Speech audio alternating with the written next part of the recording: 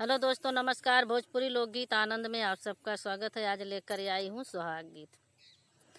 लाली दूधी उजर दूधी दूधी रात नारी जी के करे आगे बेटी भाई लुसायानी जी के करे तू आगे बेटी भाई लुसायानी जी के करे तू आगे बेटी। लाला दूधी उजर दूधी दूध रात नारी जी पापा के आगे मम्मी भाई लिसायानी जी पापा के आगे मम्मी भाई लिसायानी जी पापा के आगे मम्मी।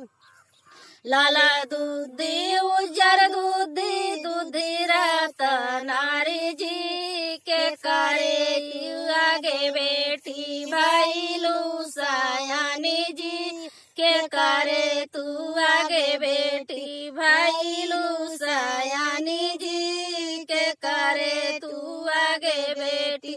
लाला दूधी उजर दूधी दूधी रात नारी जी चाचा के आगे चाची भाई लिसायानी जी चाचा के आगे चाची भाई लिसायानी जी चाचा के आगे चाची।